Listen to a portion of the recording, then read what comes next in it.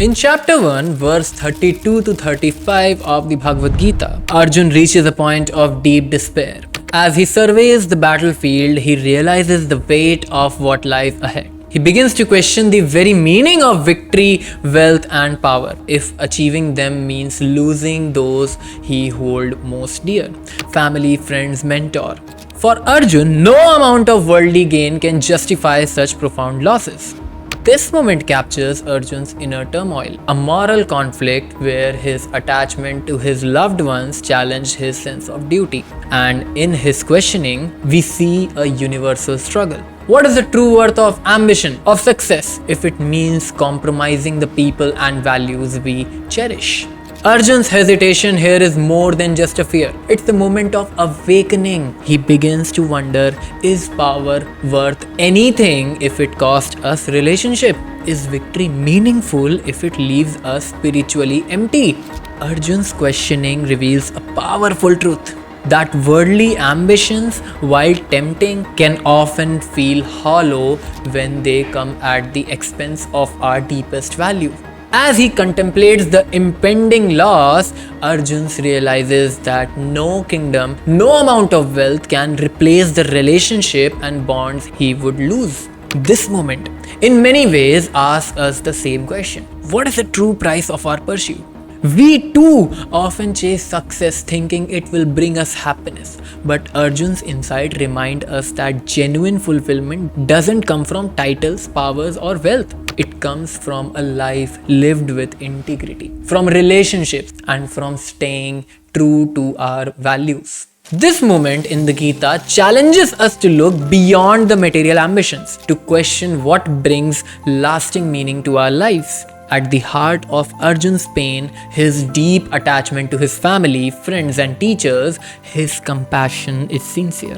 But it's bounded by attachment, a kind of possessiveness that clouds his perception. Arjun's love for his family, while beautiful, has become an obstacle, pulling him away from his higher purpose as a warrior. This distinction between love and attachment is vital. True love allows us to act from a place of clarity and freedom, while attachment binds us, deteriorating our vision. Arjun's attachment to his family is so deep that it becomes a barrier, pulling him away from his dharma, his duty, and so his inner conflict intensifies. Not just because his compassion, but because he can't see beyond his personal connections. In this moment, the battlefield becomes a powerful metaphor for internal struggles we all face. Arjun's resistance to fight his loved ones is a reflection of the universal challenge, the struggle between personal desires and higher responsibilities. He is torn between his role as a warrior and his relationship as a son, a friend, and a disciple. We all know this inner battlefield. It's the place where we face difficult choices, where we are forced to ask ourselves what truly matters. And like Arjun, we sometimes feel the urge to retreat, to avoid these painful choices. But the Gita urges us to rise above personal attachment, to confront these conflicts head on. It reminds us that true growth requires embracing life's challenges rather than avoiding them. As Arjun questions the value of power and success, he starts to see the limits of ego-driven ambitions. He realizes that desires-based society on ego are illusion. They can never bring lasting happiness. Faced with the possible loss of his loved ones, Arjun sees how empty these ambitions are, how shallow these victory would feel if they came at such a cost. In this moment, Arjun's questioning reflects a crucial insight, that worldly desires, no matter how alluring, rarely lead to true fulfillment.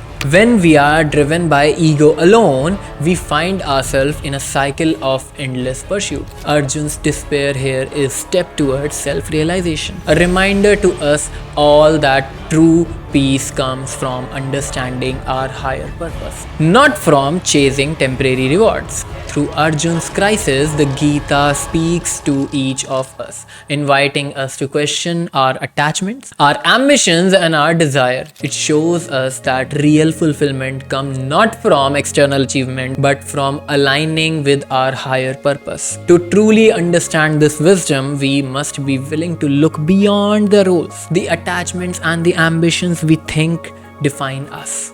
The moment on the battlefield is more than just Arjun's inner struggle. It's an invitation to see us all.